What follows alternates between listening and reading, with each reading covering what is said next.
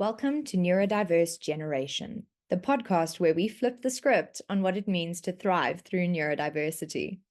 I'm your host, Jenna Evelyn, and today we're diving headfirst into the quirks, creativity, and challenges of the neurodiverse experience. Whether you're here to laugh, learn, or find a little inspiration, you've found your people. Please note that this program may not be suitable for younger viewers due to explicit language and mature themes. Parental guidance is advised. This show is aired for educational purposes. We are not licensed diagnosticians or counselors. Let's get the conversation rolling. My first guest today is a professional creative. She speaks, coaches, writes, and finds herself often caught up with new ideas. She has held leadership roles in the speaking world as the past president of the Professional Speakers Association of Southern Africa, amongst others, and she describes herself as a professional futurist. Charlotte Kemp, I'm thrilled to have you on as one of the first guests on the show. My second guest today is a South African living abroad in the Netherlands who is studying and working in the creative industry, Charlotte's daughter, Hannah Kemp. I have been advised by reliable sources that Hannah is just as controversial as I am, and so I've been looking forward to this conversation for quite some time. Hannah, your presence here today makes this episode resonate with me on a deeply personal level, possibly due to my own journey. So, ladies, you are the perfect example of what it means to find power in your people, in your support structure. Tell me a little bit about how you each found yourselves somewhat thrown into this field of discussion, because I know it was quite a journey for you, Hannah, but I also know that in a sense you empowered your mum. Yeah, start with Hannah. Well, I think I've known my whole life since I guess had awareness that I thought differently, I behaved differently to other kids around me, including my own sister and my step siblings, who I've known since I was maybe 3 or 4 years old.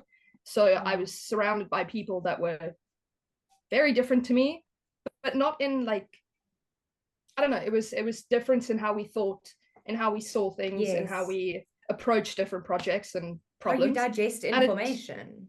Exactly. And it didn't really have too much of a negative effect when I was younger, or at least not that I noticed, maybe to other people, but not to me. But then when I moved out and first lived alone, especially living overseas, I'm in an apartment by myself in a completely different, space. Those things started to kind of come to the surface, and it started to like, I don't know, show me that ADHD is not just, a concentration thing. It's not that I can't sit still. I struggle fundamentally with organizational and executive function decisions. And, I'm sure we'll dive into it, but my body doesn't produce adrenaline unless it's something I'm interested in. So yes. Day-to-day things that keep me alive, I'm not interested in. So that was definitely something I noticed, and something that was having actual consequences on my livelihood and my ability to live. So yes. That was, I guess, the moment I thought, it's not just annoying to other people, it's actually a problem for me as well. But I identify with that so much. My mother has this like favorite line where she's like, if I don't feed you, you won't eat. And she's right. Because I always go for the easy option, right? Like we're wired to go for like the shortcut. We're wired to go for that kind of a thing. Charlotte, tell me a little bit more about this, because I'd love to understand a bit more about the background. I'd love our listeners to hear exactly how you came to this place in your journey as mother and daughter. Yeah. So my family has some mental health problems. So we've had depression and anxiety in my mom's side of the family. We've been aware of that. When I was pregnant between Jocelyn and Hannah, there's a 3-year gap. I said I had pre, post, and during natal depression, and I was on antidepressants during that whole time. And I went off a number of years ago, and I learned how to manage that. And then I remarried, and my husband is absolutely superb in taking care of me and feeding me, but also helping me to learn a few things to kind of manage stuff. So I hadn't realized how bad I was in terms of depression and how how if something upset me, my body shut down. I would, you know, if I had a phone call with a person that upset me, I'd spend a day and a half in bed, like absolutely unable to do anything. Anyway, so I recovered a lot from that. Every year I'm complaining that, like, at the start of the year, when I look at my work, I'm going, we're just trying to do the same thing we did last year, like faster and harder. There's got to be something different, but I couldn't. I feel like there's something that is just not closing in my brain. I'm not doing the right thing. Is there a silver bullet or a magic spell that I don't know? And then last year there was a whole lot of trauma. I was very ill for 3 months. My mom passed away after a very traumatic period of time with dementia. There was other family issues, and I went to my GP and I said, history of depression, this is what I'm going through. He goes, no problem, writes me a script for depression, and I'm taking it. And I wasn't falling apart, and I had this, you know, the antidepressants.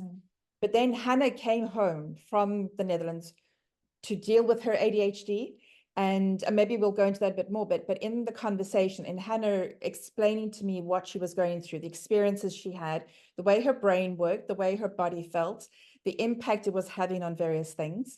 The one time we're in the car and I start crying, and Hannah says, Mom, what's wrong? I said, well, that's me. That you know, you could have just been describing me, but just like over a couple of extra decades.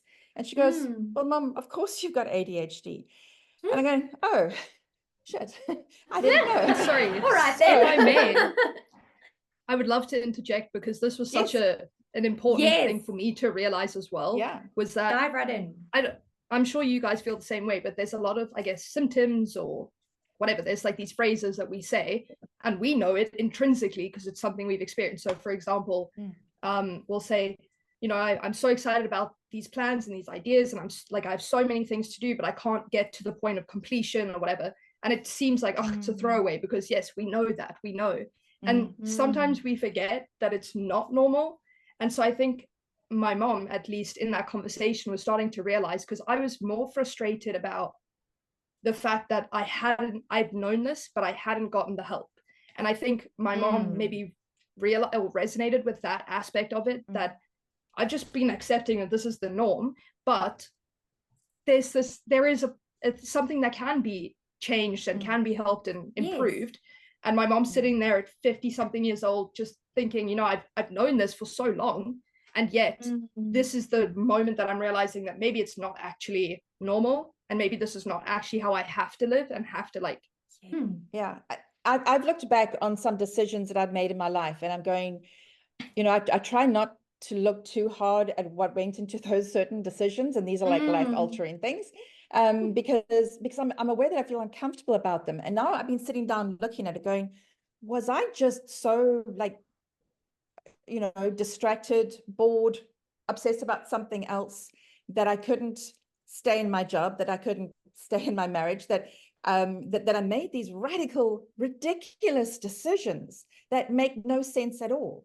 But in that moment, it was the only thing I could do. And I'm going, oh my goodness, you know, had I known, had this been different, I would have turned out very differently. And I'm not saying now that, you know, I regret things. There's certain things I wish I hadn't done. But, you know, we end up in a particular place in our lives. But if we don't know this, if you guys don't know this before you start jobs and relationships and things, then you might make the same mistakes that I've made. And so the earlier we talk about this and discover this and find ways to deal with it, the better it is for everyone.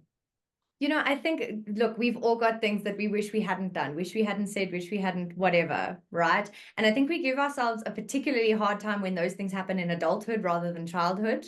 But we are allowed space to grow. And we need to show ourselves a little bit of grace, I think, because that I completely identify with that sensation of, you know, you look back at that person and it's almost this sense of shame and disconnect, like you that's not me anymore, you know.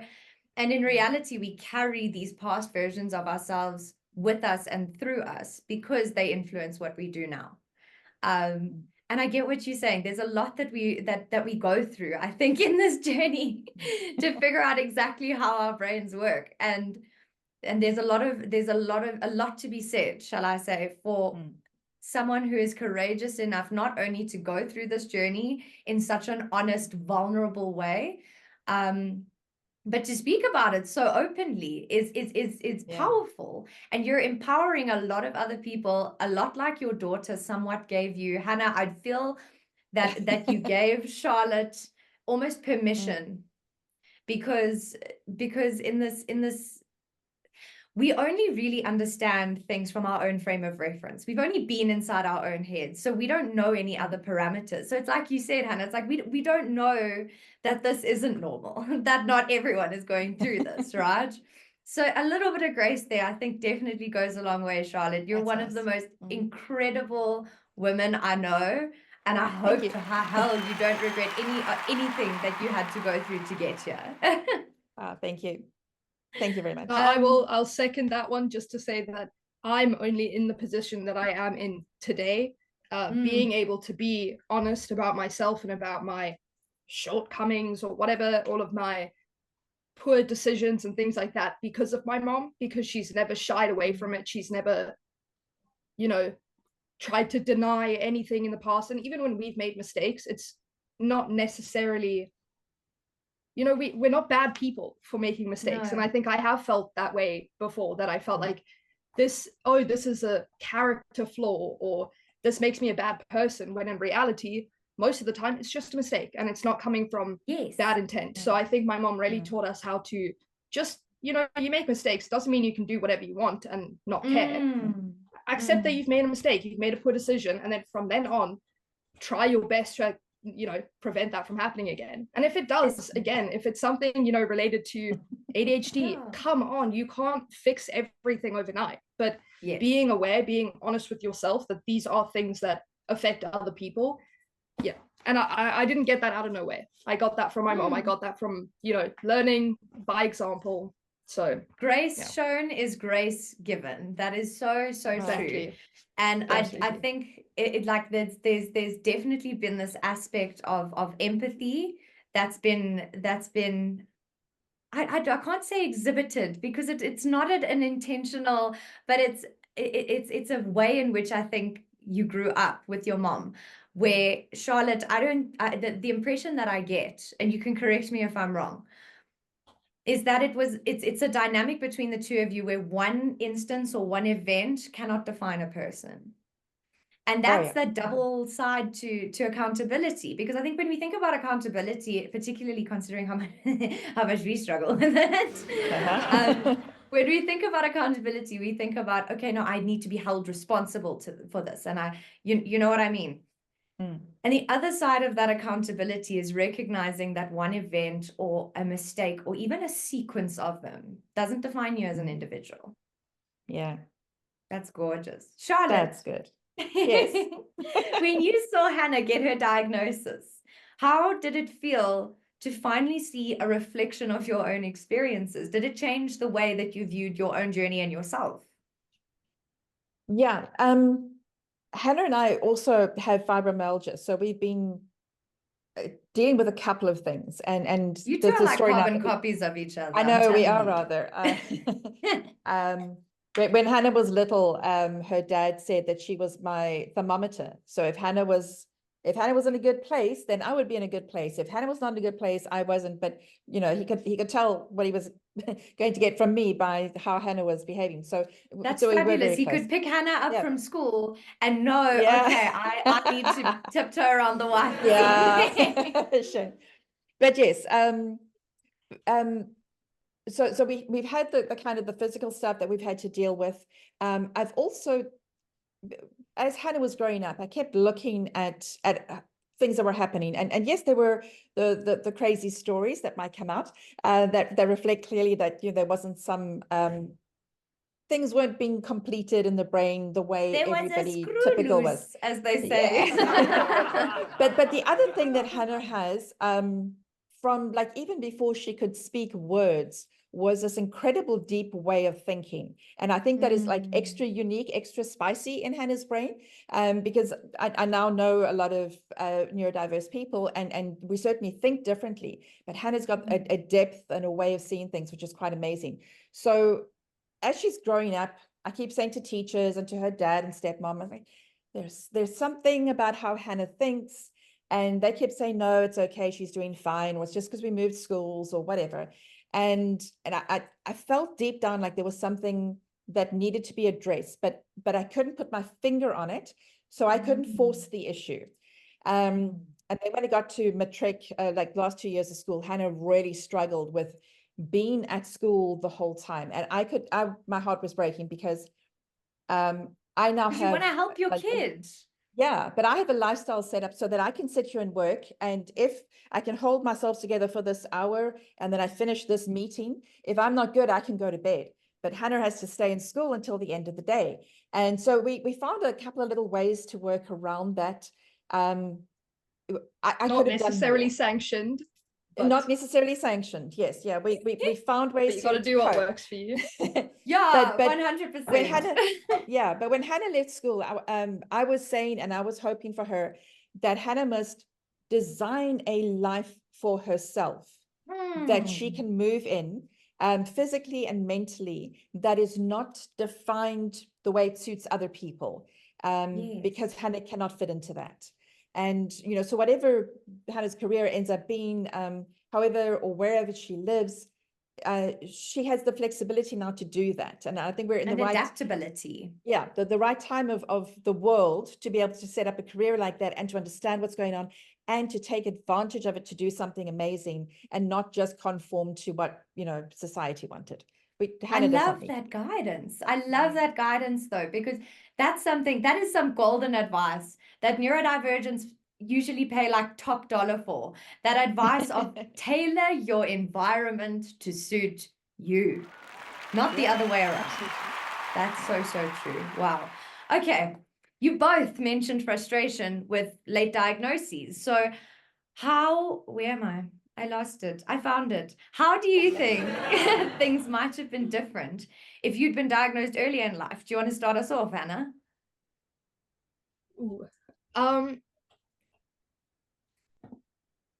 I think that if I were diagnosed earlier, that— I don't know if this is just how I see it, maybe it's a perspective thing, but I think I would have been given a little bit more credit. And I do think I maybe now would be in a better position to do everything that, I don't know if you guys agree, this might be, I think you will. You hear growing up, potential, and you wonder, what is it that just killed and squashed my potential and the ability to reach that? And I realized it was because I wasn't being allowed to kind of explore my potential in the way that works in my brain, in the way that because it wasn't socially acceptable. No, of course not. So I think that definitely would have made a difference. And I do think the kind of confidence / like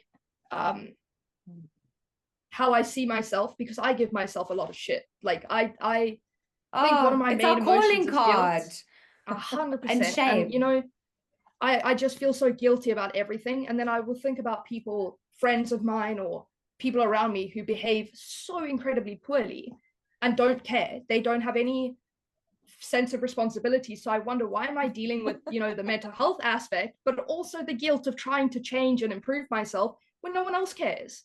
No one else is putting in that effort. So I think that would have been... struggled with that concept for years. Can you say it louder for the people at the back, please? Exactly. Yeah, I think that's you're always expected, because you have this diagnosis or because people can notice that it's inconvenient for them, as my mom likes to say, it's more inconvenient for others than it is for you. But it's not. Yeah, if I'm addressing my mental health issues literally since I was probably 12, 13 years old, which is deep and heavy and gets to the point of life or death, why can you not be a little bit more empathetic, a little bit more, caring, communicate better, be more, I don't know, authentic, take more responsibility, stop being dishonest about your flaws? That's where the reasonable part comes into, reasonable accommodations, right? Exactly. And we are being, I think, unreasonable in how we're changing so many aspects to make other people feel comfortable. For example, things like texting and, presenting yourself in a way that's palatable to other people. Yeah. Which I'm starting to realize is not my business. It is not my business to be easy for you. You're not easy to me, so I don't care. No, 100%. That must be incredibly freeing, that realization. It is, but it's not, a full, you don't just switch. It goes back and forth. I get so it is a process. Because I think it's also because as neurodiverse individuals, there's an increased capacity for self-awareness. I'm convinced that this is a common trait amongst us, because it is something I've noticed in every single neurodivergent I've met. Wow. That's actually true. You kind of have to just be a bit more self-aware, because you have to figure out how to hack the world, how to make it work for you, and how do you do that without knowing what's preventing it. Yeah, and with so much negative feedback quite early on in life, True. Yeah. My God. So what has been the biggest challenge in learning to work with your neurodiverse brains now that you have your diagnoses, Hannah? I think working with my brain is okay. I feel like I should preface this by saying, depending on where I am in my physical hormonal cycle, as well as I guess mental space, this answer will change. Because I think sometimes I will say that I have such a good relationship with my brain. I am always in my brain. We are just best friends thinking. I'm always thinking. I think about the way that I think about what I'm thinking about. It's just thinking 24/7. So I'm constantly, in my brain. And so I know how it works. I know what won't work for me.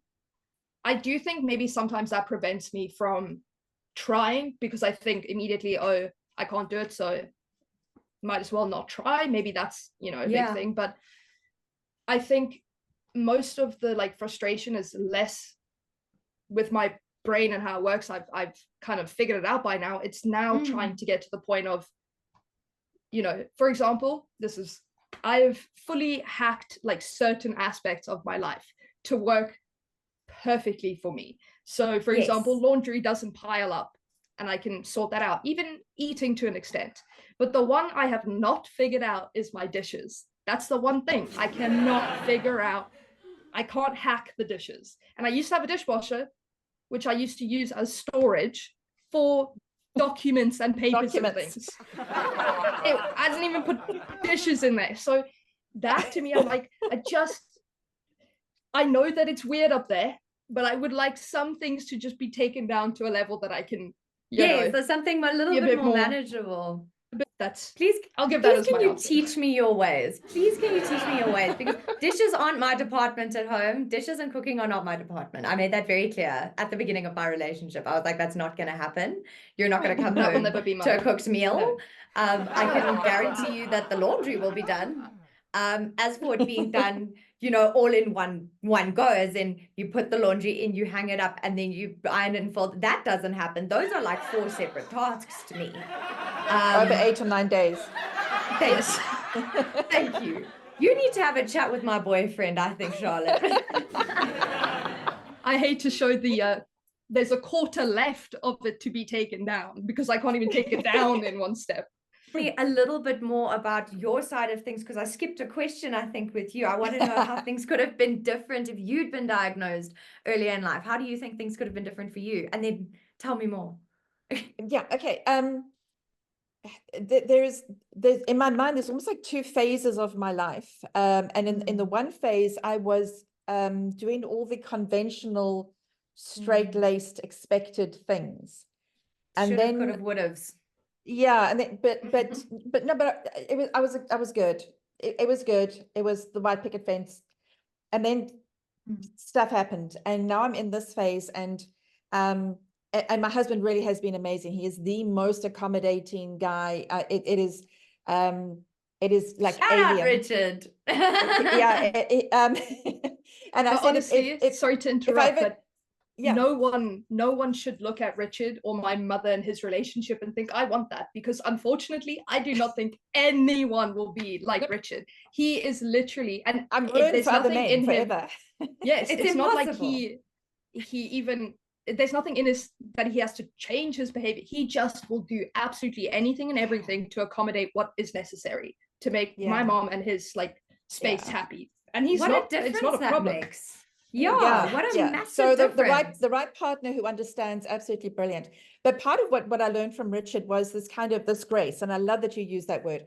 But just to accept, like, you know, he loves me, and today I'm on fire and I'm doing things. The next day I'm sitting here in a pool of tears and I can't do a thing. And he has never judged me or pushed me on any of that. He's just given me the space and some gentle reflection and stuff to help me to work it out, which has been fantastic. So there is this later, this time that I've gone through, and for me, the concern, and I can't remember which question we're actually on here right now, but when I started dealing That's my bad, sorry. It's fine. When I started dealing with the ADHD, about 2 years ago, I did some microdosing, and it was brilliant. It helped so much. And part of it, what it was I remember standing once in my bedroom and I'm looking at the bed that needs to be made, and I need to brush my teeth, and I need to put my contact lenses in, and I need to get dressed, and I need to send that proposal, and I need to finish the book that I'm writing. And all of those were equally important in my brain. Making the bed and finishing the proposal they were the same importance. And I stood there, and in that moment was the clarity going, this is wrong. This is definitely wrong. Okay. And then did the microdosing and everything. And a couple of months later, I'm standing in the room going, I should do this stuff. But it can wait. I'm going to go and do that. And I suddenly realized, like, the priorities had separated out. And it's almost like you created that hierarchy mentally. Yes, hey? Yeah. So then I went on to antidepressants with the doctor. And then when Hannah came home and we started talking about this, I realized I'm not depressed. I'm pissed off that I've not been able to get things right. So yes, Charlotte, we're pissed off. So I weaned myself off the antidepressants. I went to a different doctor because the first one put me on a very high dose of ADHD meds. So we brought it down and we managed it all nicely. So now it's good. And now I can separate those things out. But for me, the big concern in this shift and going onto medication was my creativity. And I kept I keep checking, am I still as creative as I was before? Do I still think all of those ideas or not? Because that would be the thing that I would fear. I would go off antidepressants if I couldn't be creative. If I could just be logical and functional and do Shout good out stuff Kanye and be West. clever. Sorry. I love that, Hannah. I love that. I'll explain that to you later, Mom. Okay, thank you. Right. All right. Your generation will have to explain that one to me. But yes, and I haven't lost that. That is really, because that is the part that is my identity, is the fact that I can create, whether it's a book or an idea or a keynote or a mini Stonehenge or crochet, that I've got to create because that I feel is like the human part. And that's going well. So when I look at that, I go, all these stuff that I've gone through, even the frustrations and the anger and the pain, it serves a purpose. And there is now an empathy that I have for other people wherever they are. So I don't judge anybody anymore, no matter what they're wearing or how many tattoos or what their religious beliefs are or anything. It's like, I just take people as they are. I don't even talk about potential anymore. I don't say to anybody, you got great potential, you should be doing. No, that person is there. Everybody else can crap on them about their potential. But in my space, they're there where they are at that moment, no matter what. And I just something magic happens. Yeah.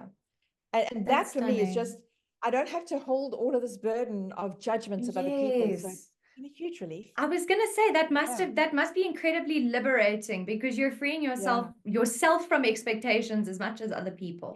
Yeah. I was about to say, I think, at least for me, in my experience, when I've, I guess, dropped that judgment, because going to girl-only schools, going to just a normal high school, they're the judgment worst. is everywhere. It's everywhere. And it's, normal to kind of judge and it's a natural instinct. But we have a bit of a better or a higher consciousness and understanding that we can actually just say, you know what, we're all so different and influenced and impacted by so many things. So many factors. Possibly begin to even, I can't even say this about my own mother. I have no idea what things in work or in her mind or in her home or outside are bothering her. So you never ever know. So just losing that judgment, you also give yourself the space, like they don't know what I'm going through, so stop feeling guilty. They don't know. Why get upset about something that, you know? I completely understand that fear that you were talking about though as well, Charlotte, because if I think about my psychiatrist who's introduced this idea to me now that we might kind of minimize the medication as we go, my major concern personally is more that aspects like emotional dysregulation, and that would return because that's a chemical thing. That's not a coping mechanism that you can like. So I've pretty much resigned myself and accepted the fact that I'll probably be on medication for the rest of my life. But having been on the wrong medication that made me feel numb, literally stole my identity. It stole my identity. Wow. Wow. So there's two things there. One is I was on antidepressants for a long period of time. And I had a business, a franchise business, and things went wrong and I lost the business. And I weaned myself off my antidepressant in the middle of the biggest financial trauma of my life. Just a short while after I got divorced, moving between Gauteng, Durban, and then later on to Cape Town. So it was really, really bad. But I was losing my business and I thought, this is bad. I know this is bad, but I'm not feeling how bad this is. I'm just having a bad experience. And I went off the meds so that I could actually experience it and then deal with it and then find a way to recover. And I wrote a book in the middle of the trauma, which was my therapy. Love that. So, but I went off because I knew that I needed to experience something. But I'm concerned about the default assumption when somebody has medication for a chronic situation and somebody goes, oh, you don't want to take pills for the rest of your life. Okay, but you have to eat for the rest of your life. You have to drink water for the rest of your life. If there's medication keeping you alive, like so that you don't get cancer, or that you don't have, you've got a transplant. If you have a heart defect or you take medicine to stay alive. There's no reason why we can't take medicine to make sure that our brains are keeping us alive. There's nothing wrong. There should not be any judgment. Thankfully, I did feel it from certain people. And for example, certain people in my family that I had to kind of not convince on a emotional level, but convince because I needed them to say yes. I did have to kind of convince and justify taking medication. But for myself, I've never cared, and I'm very grateful. I've never cared. I'm on medication and I will be until it is no longer necessary. And if that is when I'm dead, then fine. I don't care. I have to eat every single day. And that eating is like a 45-step task. Taking a pill, I don't even need water. And thank you. I don't care. And I don't feel guilty or weird about it. Whatever. I take medication. People take medication every single day. The prospect of having to live the way that I lived without medication for the rest of my life is far scarier than the possibility of having to take a little pill every single month. I mean, the financial implications are a lot more frightening than all that, but that's a whole different thing. But then the consequence of maybe not being on it, then it could be even worse. Absolutely. So. Apologies, I had a dog scratching at the door and it was gonna ruin the whole thing. Okay. Oh, you have a dog.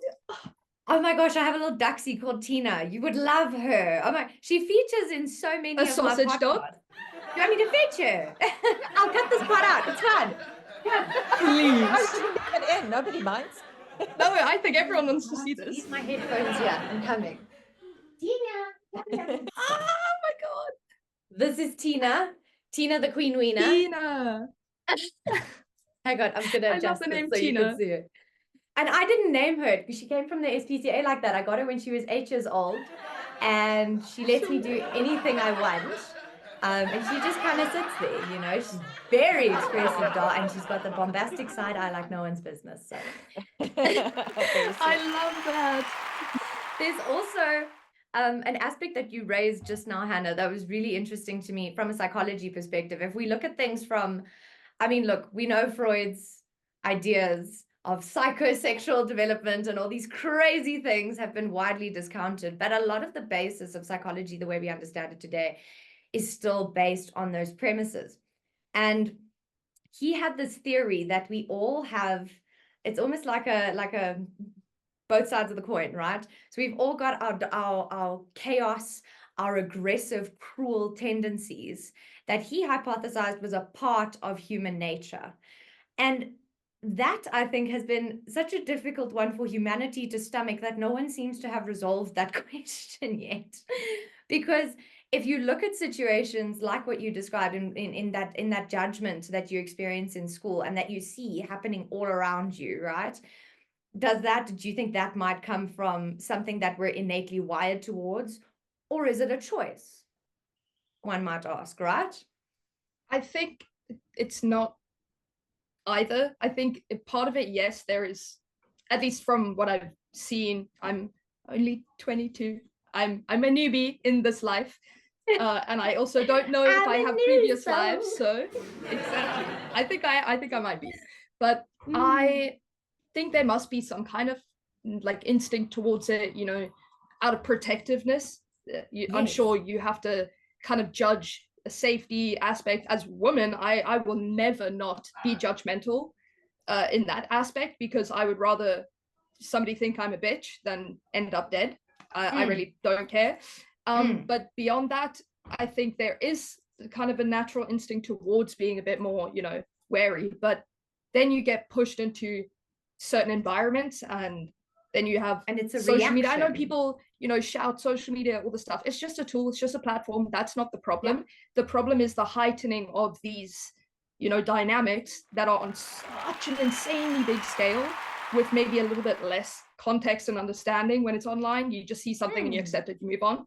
Whereas maybe at school, things like that would happen. It's a lot more in one environment. You kind of, I don't know if any of this is making sense, but I think it's completely. It's so many different factors, so many different, you know, also influences. Recognizing that we all hold the capacity and the capability for Hitler type events, and we hold the capacity and capability to create something amazing as well. And that's, I think, where that choice comes in a little bit. Absolutely. Okay, that absolutely. I think day to day choosing, I know I've made an absolute conscious choice in the last maybe 2 years to be positive. I've never been positive. I think everyone in South Africa, if they're hearing this, I'm a realist. So shocked that they are not going to believe that Hannah Kemp is positive now. But actively every single day sad, and not even just sad, but like nothing, just bleak, numb, kind of like whatever. There's nothing. And when you start to see the beauty, the positives, the fun, even when you meet somebody that, you know, I'm a very chilled, you know, Bob Marley type, smoke by the beach, listening to reggae music, that kind of person. I'm gonna be besties, Hannah. And then my sister, for example, I love her. Don't tell her I said that. But she yaps. She's highly emotional. She's a lot more like charged, a lot more upregulated than I am. But I see the passion and I see the, you know, excitement and the things that she enjoys and loves. And even if I could not care less about what she's talking about, like her financial data stuff, I don't care. But her passion and her excitement, you start to feel that and you start to accept that.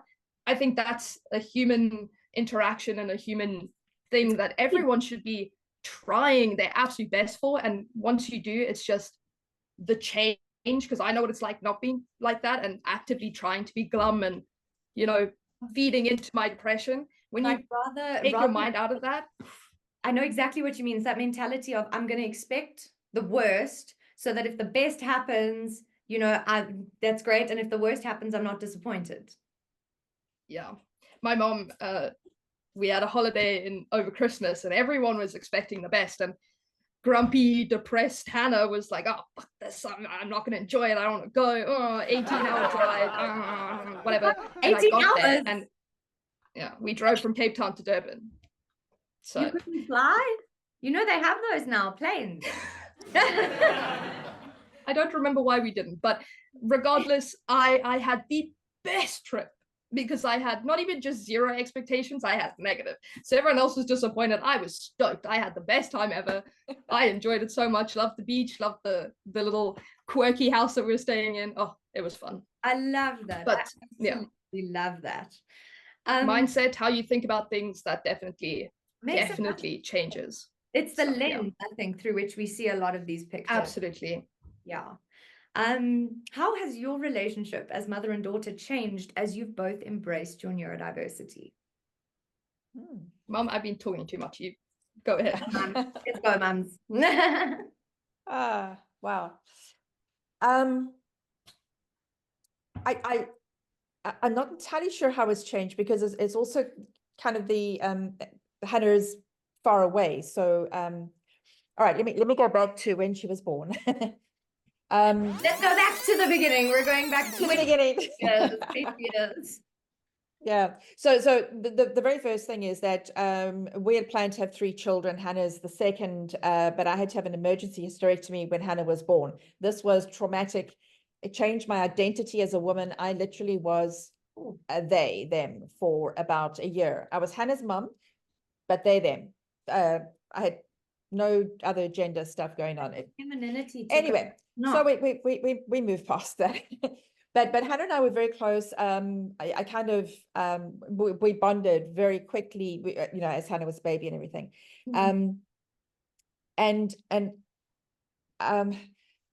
Richard said something to me when he first got to know me and got to know the children. He said how I thought about the children was quite interesting. Not that they were that. There's this old psychology concept called tabula rasa or something like that. But like the children are a blank slate. Yeah. And then you can imprint yourself. Yeah. But I've never thought that. He showed me that I met my children. So this is the child, and who is this child, rather than this is what I'm going to make the child to be. And that is a very tiny little shift in how you think about a human being that you've produced. But it's fundamental. I have to, Mom, I'm sorry, I have to interrupt you, because this is something that I have told so many different people in these kinds of conversations about myself, my childhood, whatever.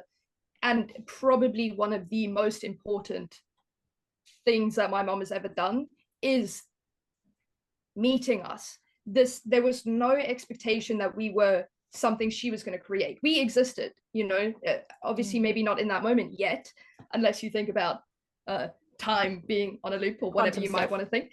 But I was going to be who I was without my mom having to push certain things on me. So I think she gave us this space to discover ourselves, figure out what it is we liked and didn't like. And she was there to guide, she was there to help. There's a lot of things we agree with, but early on, we maybe did not agree with a lot of things. And my mom and I could not have, religion was a massive thing. I was never religious, I think. I don't think I ever was.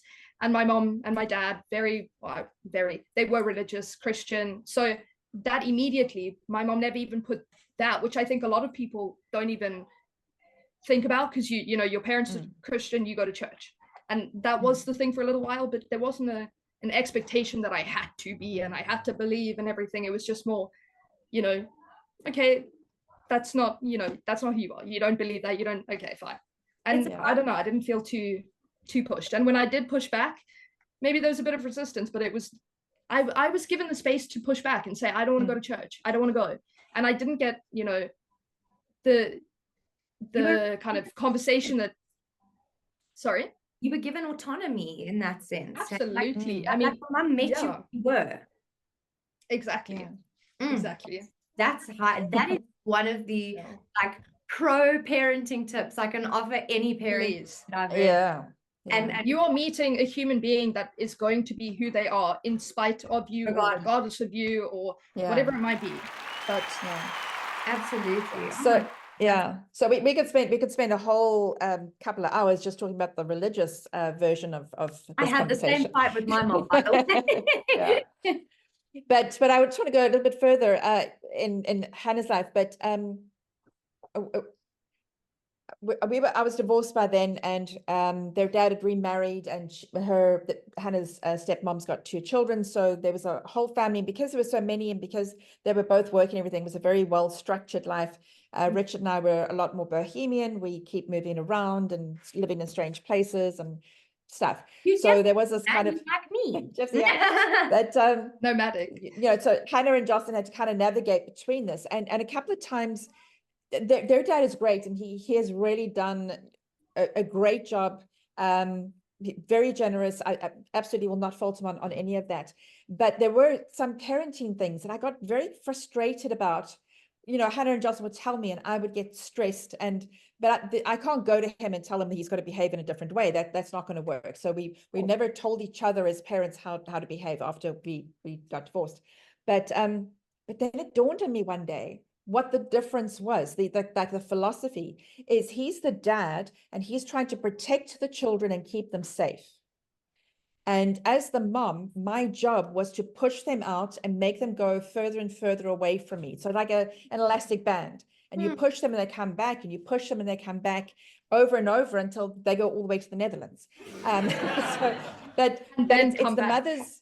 Yeah, in this case, it's the mother's job to give the children the space to grow up and do those things without craving the mother's protection.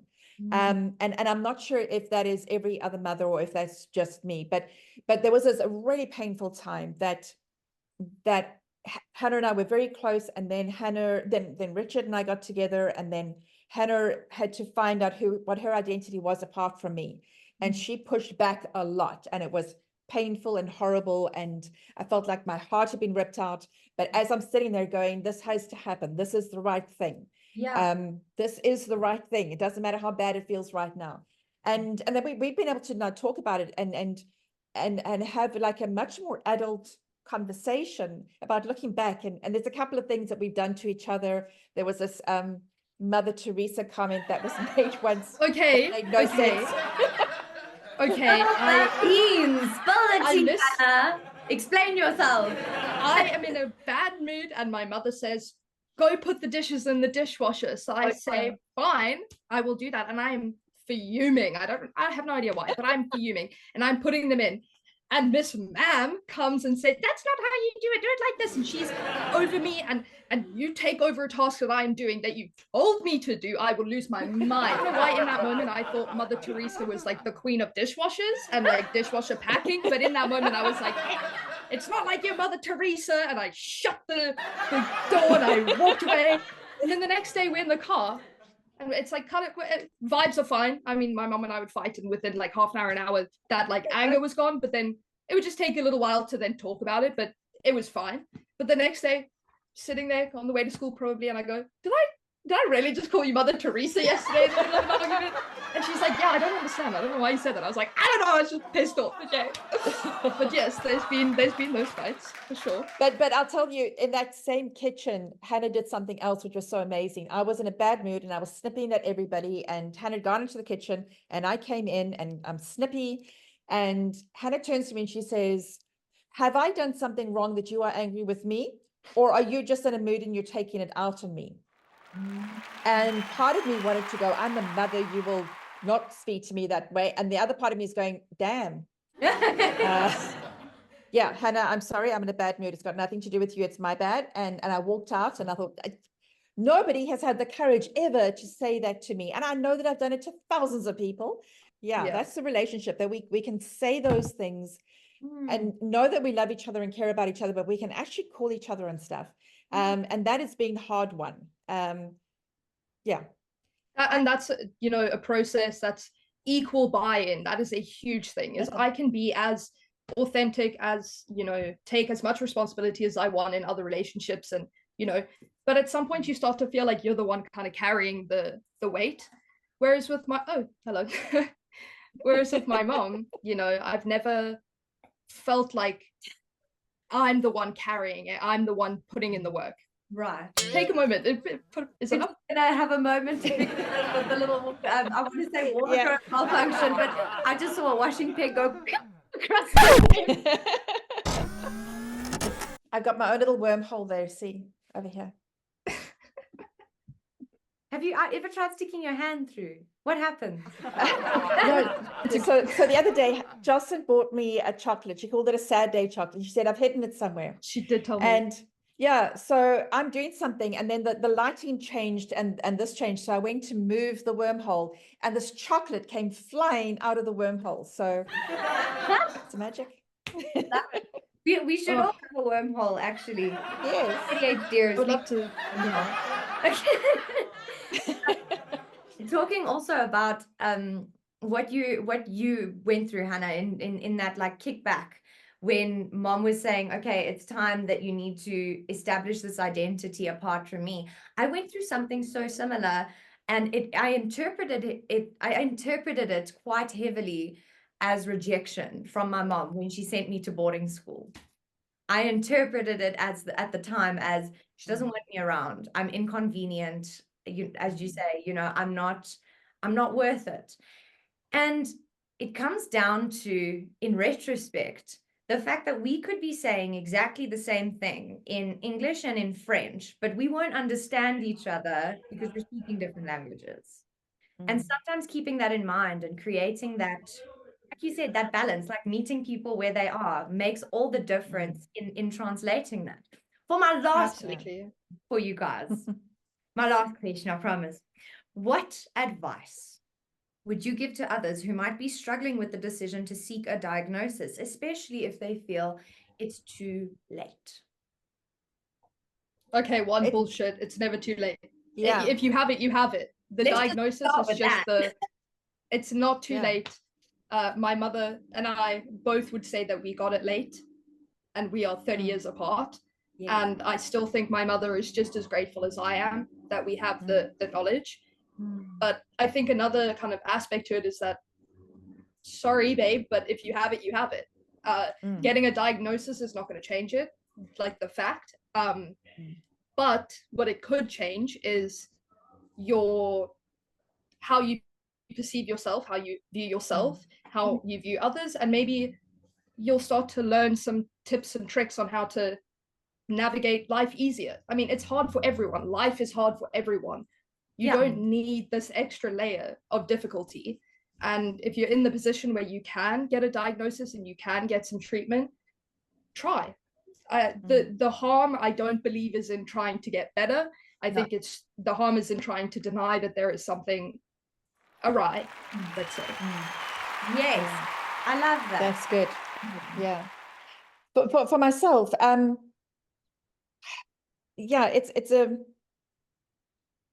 I think a lot about how we think about things, and I've always tried to do more and get more understanding about how my brain works, and it's been very frustrating to go year after year after year not being able to make that progress.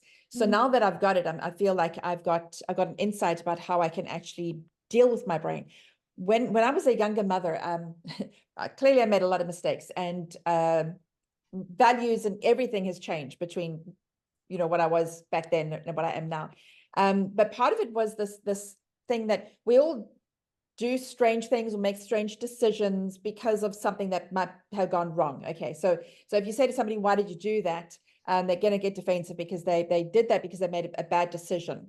And I would say to the girls, once you've worked out why something is happening, what is behind the thing that is wrong, once you've worked it out, then you got no longer any excuse because you know what the problem is, and now fix the problem. Okay. And I would just like, you found the problem, now fix it. And then we move on. Now we found the problem. We're going, well, we can do better, but we can't fix this. We can't make it go away. Sure. So now it's not about fixing it or about excuses. And people who get diagnoses and say, oh, I can't do this because I got ADHD. It's like, I'm sorry. That's really lazy. That I probably would judge that. It's very lazy. Yeah.